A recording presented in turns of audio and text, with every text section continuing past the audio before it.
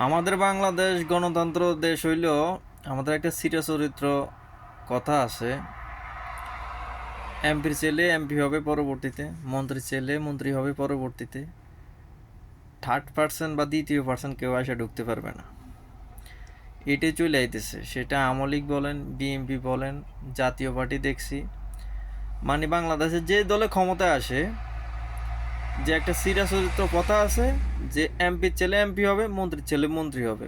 কিন্তু আপনি চোখ বন্ধ করে দেখেন, এমপির ছেলে বা মন্ত্রীর ছেলে এরা কি কেউ বাংলাদেশে থাকে, বাংলাদেশে পড়াশোনা করে, বাংলাদেশে বড় হয়? কোনোটাই না। এদেরকে, এরা যখন বুঝতে শিখে তখন এদেরকে বাইরের দেশে পাঠিয়ে দেওয়া হয়। এরা বাইরের থেকে আলালের দুলাল খাই দেয়, পড়ালেখা করে শরীর স্বাস্থ্য বানায় আসে, দেশে আসে, আসলে হ্যাঁ এমপির ছেলে তো আবার এমপি, মন্ত্রী ছেলে মন্ত্রী।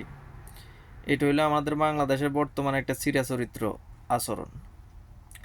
আর এই কারণে বর্তমানে মানুষ যেটা দেখতেছি, মানে সোশ্যাল মিডিয়া যেটা দেখতেছি, এই কারণে মানুষ বর্তমানে জামাত, এনসিবি এগুলার দিকে ঝুঁকতেছে, বা এগুলারে বেশি সাপোর্ট করতেছে, বা এগুলারে ক্ষমতা আনতে চাইতেছে।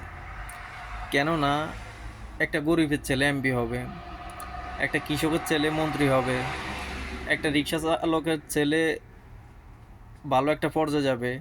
মানুষ এটা চাইতেছে, মানুষ পরিবর্তন চাইতেছে। আমাদের দেশ গণতন্ত্র, রাজতন্ত্র না। তো গণতন্ত্র এটা নাম, যে 5 বছর পর পর নির্বাচন হইব, এক এক দল আসবে, কিন্তু যে দল আসবে এর পরবর্তীতে 5 বছর পরে ওইখানে যে এমপি ছিল ওই এমপি যদি না থাকে, এমপির ছেলে আবার এমপি হবে। তাহলে গণতন্ত্র হইল কিভাবে? রাজতন্ত্র তো। এই একটা সমস্যা। এই কারণে মানুষ এখন বর্তমানে জামাতের সাপোর্ট করতেছে, জামাত থেকে ঝুঁকতেছে। জামাতের কাজ কাম চাল চলন আচার ব্যবহার এগুলা দেখে মানুষ সন্তুষ্ট হইতেছে।